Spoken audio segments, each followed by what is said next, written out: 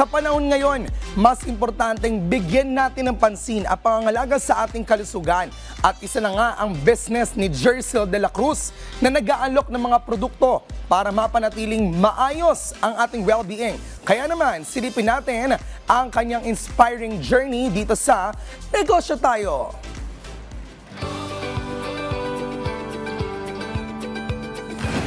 Coach Jess, let's start off with your business story. Paano ka ba nagsimula with your business journey? Housewife ako, bali naghanap ako ng mga pupwede kong ibenta sa Divisoria, pero hindi pa rin enough yung income ko doon.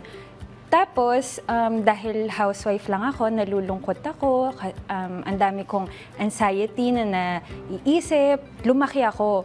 Until may nakita ako na kasamahan ko or napagbentahan ko ng product sa online din, bigla siyang pumayat. So, tinanong ko kung ano yung ginamit niya. So, nung tinry ko yun, in 21 days, from 140 pounds, nag-lose ako ng 120 pounds. So, talagang sobrang visible nung 20 pounds sa akin. And ang daming nagtanong ng paano ko yun ginawa. So, doon nag-start yung business ko na, papasukin ko to.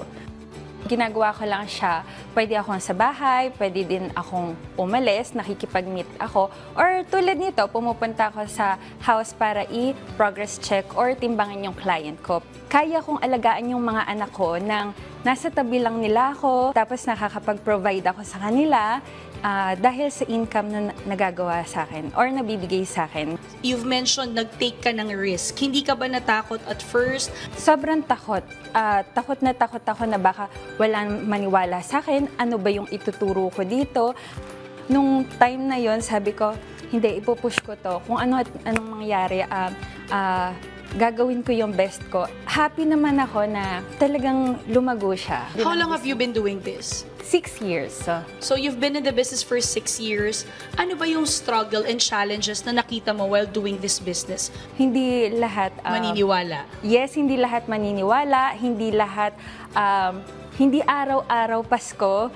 Yan. So, talagang maghahanap ka ng clients, maghahanap ka ng bagong strategies, maghahanap ka ng bagong taste nila para lang may offer mo or mapakita mo kung ano yung kayang ibigay din na result.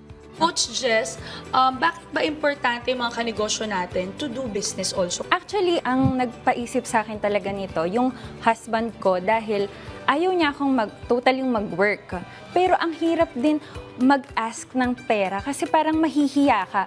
Kung gagastos ka, parang nakakailang. Pero dito, dahil meron kang income, hindi ka mahihiyang gumastos, hindi ka mahihiyang bilhin yung gusto mo. Tapos kapag may kailangan yung family mo, napoprovide mo ng magaan, hindi mo na kailangan mag-ask. Diba? Ang sarap nun sa feelings sa ating mga housewife na meron tayong sariling perang dinudukot sa sarili nating bulsa. Magpatuloy ka lamang sa pag-reach ng goals mo. You can make mistakes pero huwag kang susuko. Yan po ang aral na ibinahagi sa atin ng business owner na si Coach Jercel de la Cruz. See you next time mga kanegosyo para sa isa na namang inspiring business story na ibabahagi namin sa inyo. Kaya naman tara, negosyo tayo!